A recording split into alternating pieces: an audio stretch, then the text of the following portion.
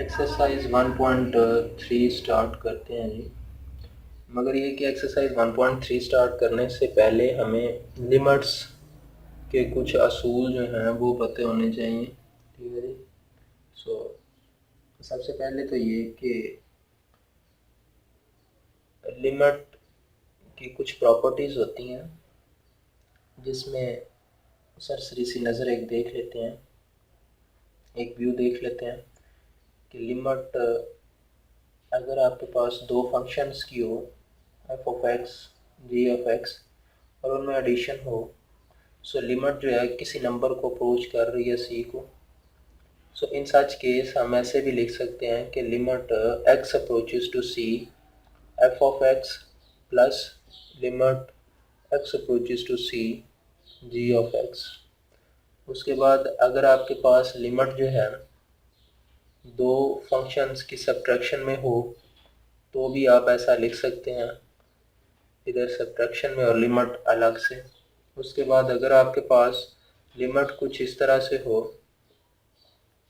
कि दो फंक्शंस का प्रोडक्ट हो रहा हो तो भी आप ऐसा लिख सकते हैं, limit x approaches to C F of X, limit x approaches to C ji of x.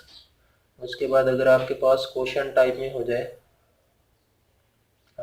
F of x over g of x, तो आप इसको ऐसे लिख सकते हैं, limit f of x x approaches to c over limit x approaches to C ji of x. उसके बाद limit x approaches to c any number and then f of x.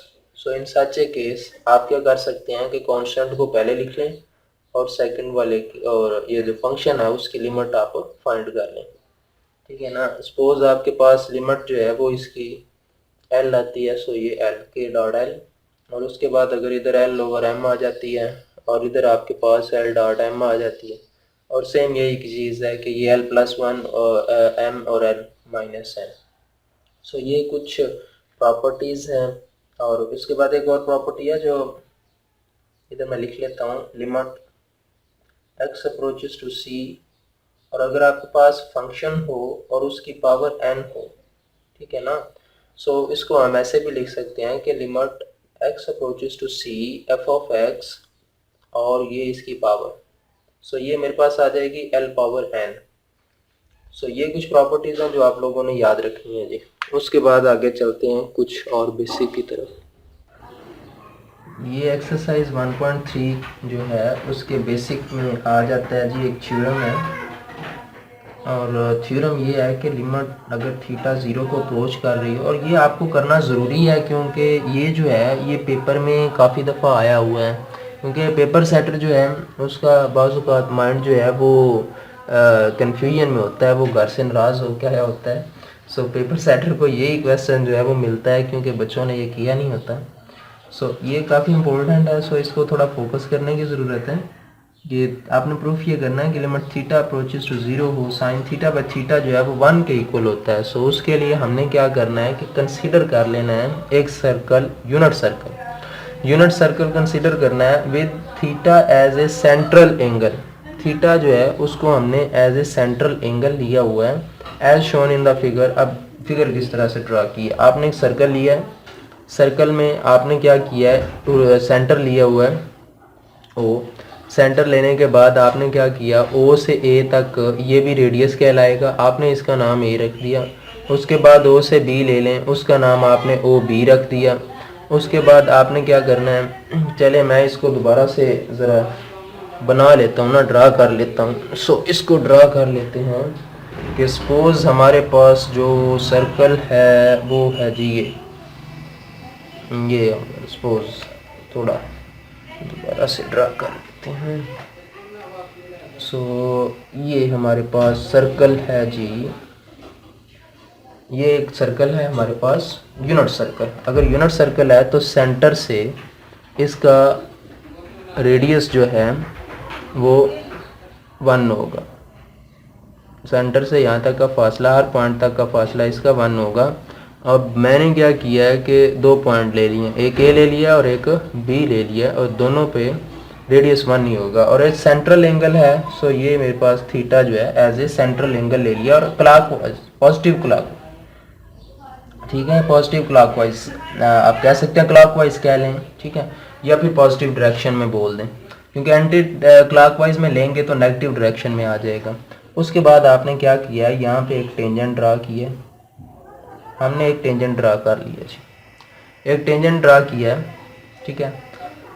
उसके बाद आपने क्या किया है जी, इसको थोड़ा एक्सटेंड कर दिया, इससे मिला दिया, और बी पे आपने एक परपेंडिकुलर ड्रा कर लिया है, जिसका नाम आपने क्या रख दिया जी, सी रख दिया, इस पॉइंट का नाम सी रख दिया। ये आपके पास ट्राइंगल आ गया जी ओ बी सी। उसके बाद आपके पास एक और सेक्टर भी आ गया है, और वो ये है, ये वाला, ठीक है, ये एक सेक्टर है, ठीक है। उसके बाद अगर आप इसको क्या करें, बी को और सी को मिला दें, बी को और सी को डॉटेड से मिला दें, तो ये भी आपके पास एक क्या हो जाएगी, ट्राइंगल बन जाएगी ओ ए बी, ये भी आपके पास एक ट्राइंगल बन जाएगी। उसके बाद इस को भी एक ट्राइंगल बना लेते हैं, ओ ए डी, ये भी एक ट्राइंगल है, ओ बी सी, ये भी एक ट्राइंगल है, ओ ए बी, ये भी एक ट्राइंगल है, और ओ ए बी जो है वो एक आपके पास सेक्टर है, ठीक है जी।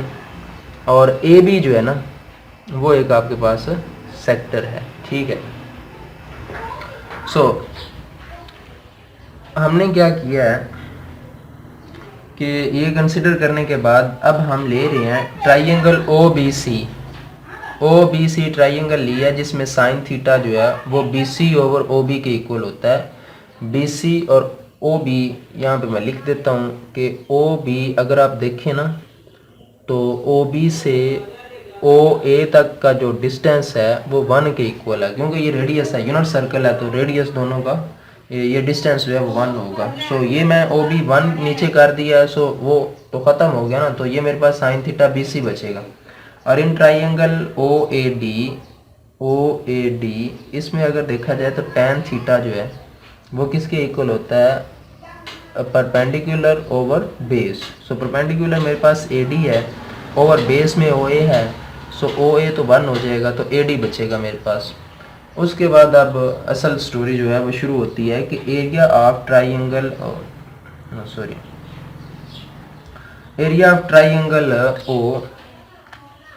लिखता हूँ, और area of triangle O A B is less than area of triangle sector. अब एरिया ट्राइंगल का, ये जो ट्राइंगल है इसमें और ये जो सेक्टर है इसमें थोड़ा सा तो डिफरेंस आएगा ना, ठीक है। सो इसका एरिया इससे छोटा होगा बनिस्बत, अब इस सेक्टर का जो है एरिया वो इस बड़े ट्राइंगल ए डी जो है उससे ये वाला चलें कुछ तो छोटा होगा। सो इसका एरिया होता क्या है, area of triangle O A B, triangle ये है ओ ए बी, सो ये होता है परपेंडिकुलर आप बोल सकते हैं, या फिर आप ओ ए बोल देना इसको, बेस को, इसका स्क्वायर, और उसके बाद क्या आ जाएगा आपके पास परपेंडिकुलर क्या आपके पास बी सी है, बी सी आ जाएगा, sorry B cross B C आ जाएगा, ठीक है ना। So less than area of sector है, सेक्टर का होता है 1/2, और आपके पास क्या है जी, सेक्टर में आपके पास है ओ ए बी। सो ये आ जाएगा, सबसे पहले तो आपका रेडियस आएगा, तो रेडियस आपके पास क्या है, ओ ए ले लें, ओ ए इसका स्क्वायर, और आपके पास जो एंगल होगा वो सेंट्रल एंगल होता है, वो थीटा होता है। So less than area of triangle O A D. So O D की बात करें तो ये होता है हाफ, और ये ओ ए आ जाएगा, ओ ए का स्क्वायर, और उसके बाद ए डी आ जाएगा, ठीक है ना।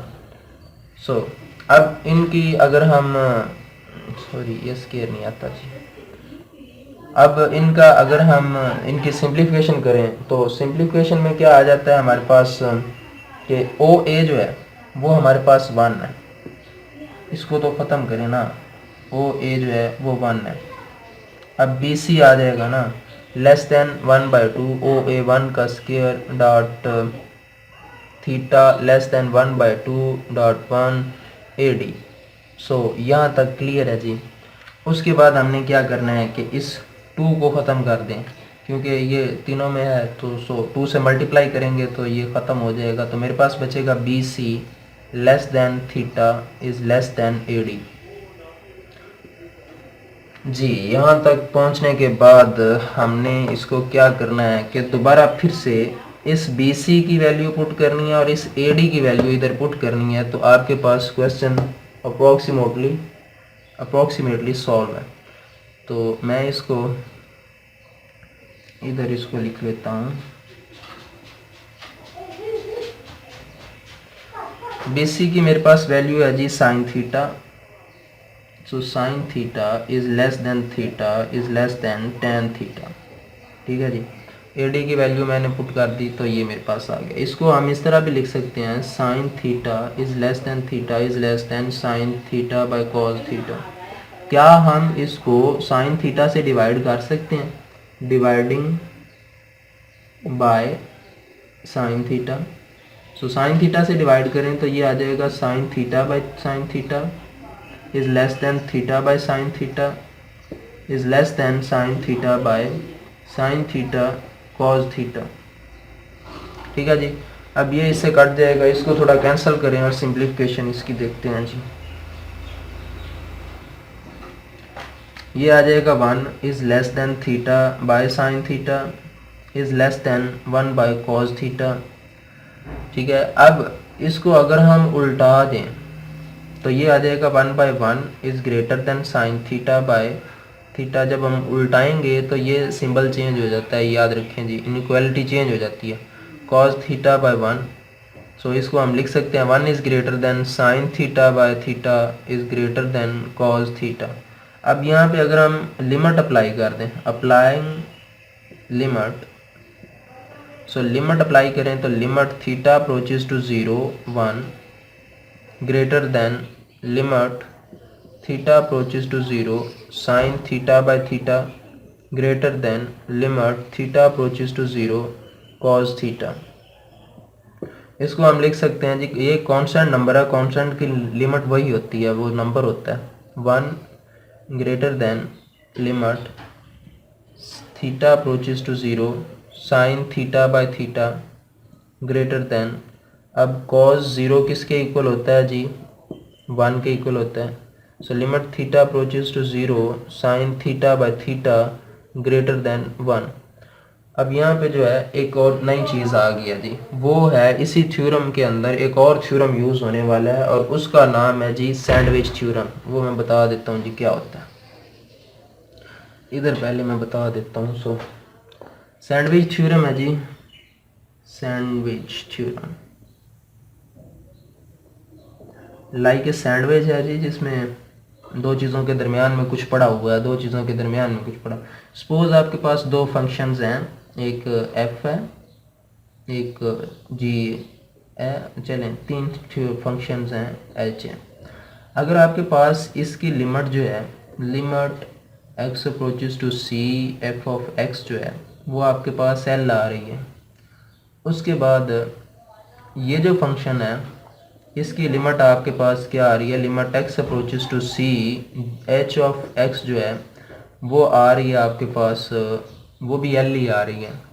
अब इसकी आपको मालूम नहीं है और ये फंक्शन किस तरह से अरेंज है, ये इस तरह से अरेंज है, तो आपके पास इसकी लिमिट क्या होगी। ये सैंडविच थ्योरम ये कहता है कि अगर पहले की लिमिट ये है, दूसरे की लिमिट, लास्ट वाले की लिमिट ये है, तो ये जो सेंटर वाला है उसकी लिमिट भी वही होगी। Limit x approaches to c g of x जो है इसकी लिमिट जो है वो भी l ही होगी। सो इस सैंडविच थ्योरम के मुताबिक, बाय सैंडविच थ्योरम,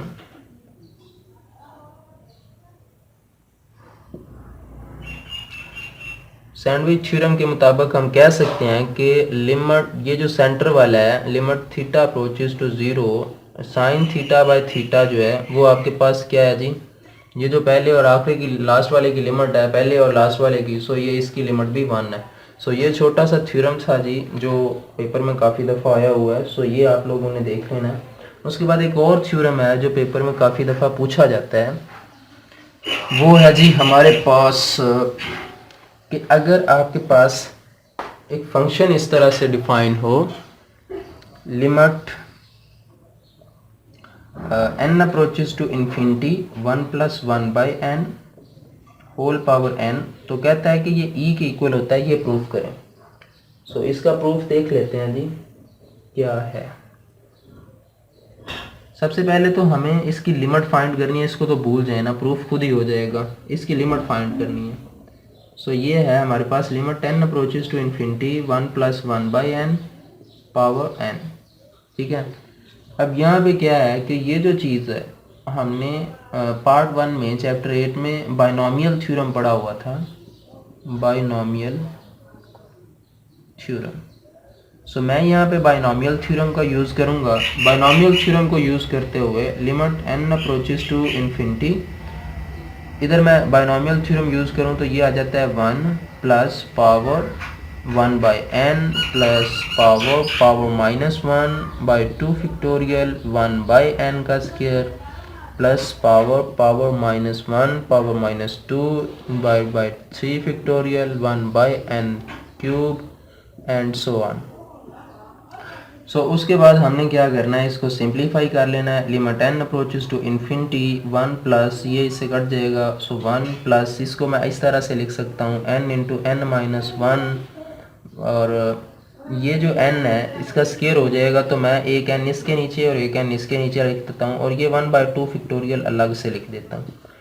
सेम यही केस है जी, इसमें n का क्यूब हो जाएगा, सो ये हो जाएगा जी n - 1 n - 2 डिवाइडेड बाय ये हो जाएगा n क्यूब है, सो एक n इसके नीचे एक इसके नीचे एक इसके नीचे, और 1/3 फैक्टोरियल मैं सेपरेट कर देता हूँ प्लस सो ऑन। इसको थोड़ा सिंप्लीफाई कर लें जी, और limit n approaches to infinity, ये आ जाएगा 1 + 1 2, और ये इससे कट जाएगा, तो ये इससे कटेगा तो ये आ जाएगा 1 - 1/n 1/2 फैक्टोरियल। सो ये आ जाएगा जी ये इससे कट जाएगा, सो ये आएगा 1 - 1/n, ये आ जाएगा 1 - 2/n और 1/3 फैक्टोरियल प्लस सो ऑन। अब यहाँ तक क्लियर है जी, कोई कन्फ्यूजन नहीं है। अब यहाँ पे हम लिमिट अप्लाई करेंगे। जब हम लिमिट अप्लाई करते हैं तो हम देखते हैं कि 2 एक कांस्टेंट नंबर है, इसकी लिमिट वही आती है कांस्टेंट नंबर 1 माइनस ये 1/∞ हो जाएगा। जब लिमिट अप्लाई करेंगे तो 1/∞ 0 होता है, सो ये 1/2 फैक्टोरियल प्लस ये 1 -0 1 -0 1/3 फैक्टोरियल प्लस सो ऑन। सो इसको हम इस तरह भी लिख सकते हैं 2 + 1/2 factorial plus 1/3 factorial plus 1/4 factorial plus इस तरह से ये चलता जाएगा। इसको हम ऐसे भी थोड़ा अरेंज कर लेते हैं, 2 प्लस ये है 1/2 और ये होता है 0.5 प्लस अब ये जो है 1/3 फैक्टोरियल ये होता है 1/24 और ये होता है 0.166667। और इसको अगर हम लिख लें तो इनकी अगर एडिशन करें सो ये हमारे पास आ जाता है तकरीबन 2.718281, ठीक है। सो ये जो चीज़ है ये 2.718281 ये वैल्यू है ई की, यानी कि ई इसके इक्वल होता है। सो हम कह सकते हैं कि ये जो है ये हमारे पास ई है। सो हमने इसको सॉल्व किया तो हमारे पास ई आ गया। सो ये जो है हमने इसका प्रूफ कर दिया बेसिकली। उसके बाद हम एक दो देखते हैं, मुझे ज़रा थोड़ा बुक को रिवाइज देखता हूँ। और कुछ चीज़ जी, एक और चीज़ है वो सिंपल सी इधर ही बता देता हूँ, इसी के साथ अटैच है, यहाँ से ही ड्राइव कर देता हूँ। वो ये है कि अगर आपके पास इस तरह क्या हो जाए ना, लिमिट x अप्रोचेस टू 0 हो जाए और 1 + x पावर 1/x हो जाए तो ये भी e के इक्वल होता है। ये किस तरह से है इसको थोड़ा देख लें। अगर हम क्या करें कि लेट करें कि x जो है वो 1/n है, सो n किसके इक्वल हो जाएगा 1/x के, इसी से ड्राइव कर रहा हूँ। ये n इधर आके मल्टीप्लाई होगा, nx हो जाएगा, x को इधर लेके आएंगे तो डिवाइड हो जाएगा। अगर हम इसको इसमें से वेरिएबल को चेंज करते हैं तो लिमिट भी चेंज होती है। यानी कि अगर x अप्रोच कर रहा है ज़ीरो को, x ज़ीरो को अप्रोच कर रहा है तो n किसको अप्रोच करेगा 1/0 किसके इक्वल होता है इन्फिनिटी के। सो n इन्फिनिटी को अप्रोच कर जाएगा। इसका मतलब ये हुआ कि ये चेंजेस इस फंक्शन में करने से limit n approaches to infinity 1 + 1/n, x की जगह पे 1/n और 1/x की जगह पे n करने से आपके पास क्या बन जाता है ये चीज़। और ये चीज़ हमें पता है किसके इक्वल होती है, ये e के इक्वल होती है। तो बेसिकली हमारे पास ये जो चीज़ है limit x approaches to 0 1 + x की पावर 1/x जो है वो भी e के इक्वल होती है। सो ये यहाँ से हमने शॉर्ट रिजल्ट जो है वो निकाल ली है जी। ठीक है, अब हम चलते हैं जी एक्सरसाइज की तरफ। और एक्सरसाइज में क्वेश्चन नंबर 1, एक्सरसाइज में क्वेश्चन नंबर 1 है जी। और ये है कि आपने ये कुछ लिमिट्स हैं ये इवेल्युएट करनी है।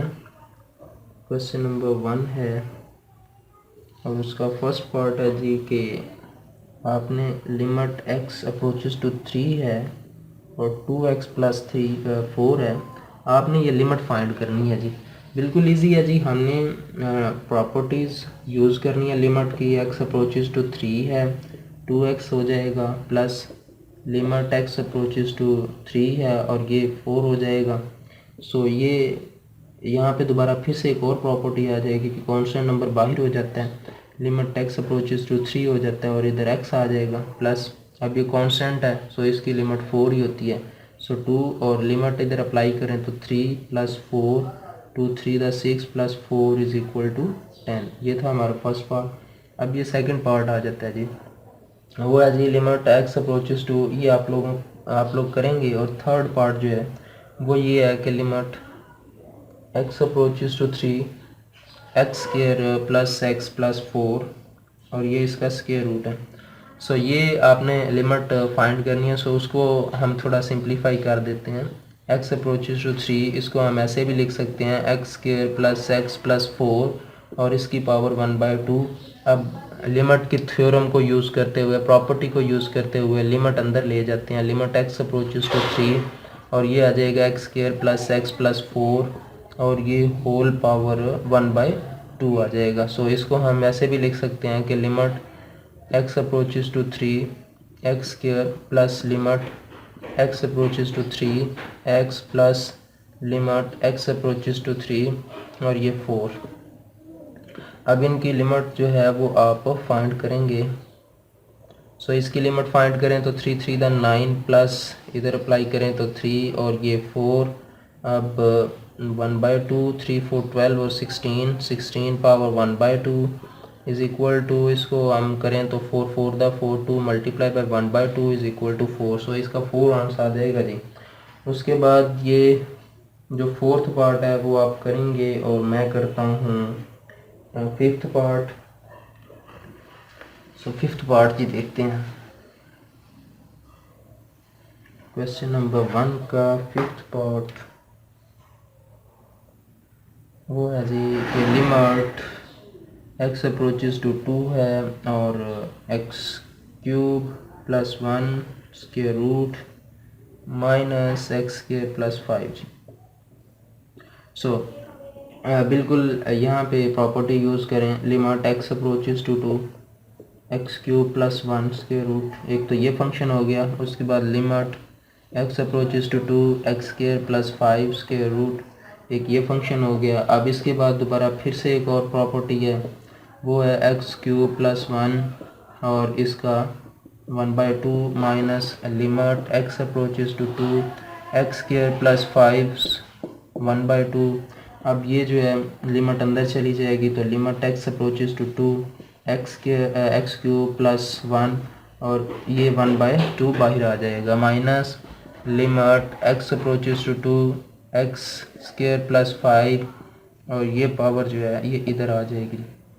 अब यहाँ पे लिमिट इसकी सेपरेट इसकी separate limit x approaches to 2x cube plus limit x approaches to 1 और इसकी सारे की पावर 1/2 माइनस, अब ये आ जाएगी जी limit x approaches to 2x square plus limit x approaches to 5 और होल पावर 1/2।